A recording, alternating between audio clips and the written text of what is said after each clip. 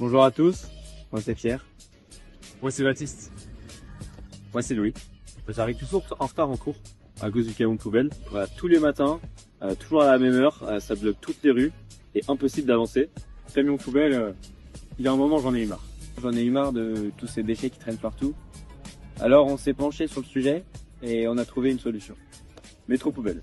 Quelque chose d'innovant, qui n'a encore jamais été fait. Cette solution consiste à mettre en place un métro poubelle. Une rame de métro qui serait dédiée au ramassage des déchets dans les grandes villes et donc une nouvelle solution pour la gestion des déchets. L'utilisateur va ramener sa poubelle dans une station.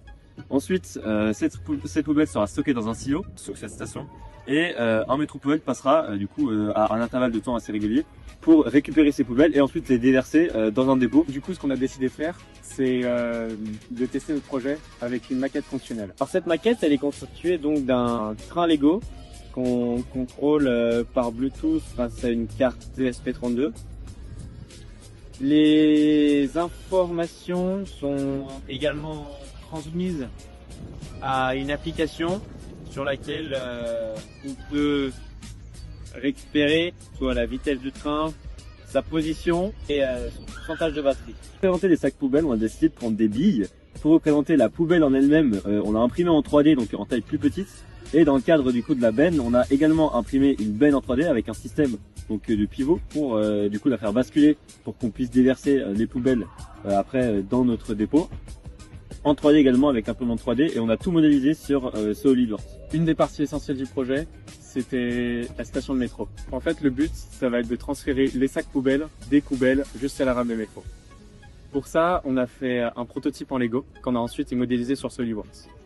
Le principe, c'est que on a mis un aimant dans la poubelle et elle va venir se coller à notre système de déversement. Pour simuler les arrêts, nous avons branché deux capteurs ultrasons. Capteur 1 qui représentera l'arrêt 1 et le deuxième arrêt à la carte ESP32. On récupère la distance à ces deux capteurs et dès qu'elle est inférieure à 10 cm, on envoie un signal Bluetooth au train pour lui demander de s'arrêter. Et l'avantage, c'est que ça se fait ultra rapidement. Les connexions se font par Wi-Fi entre les cartes et l'application, et la carte centrale se connecte au train par Bluetooth Low Energy, aussi appelé BLE.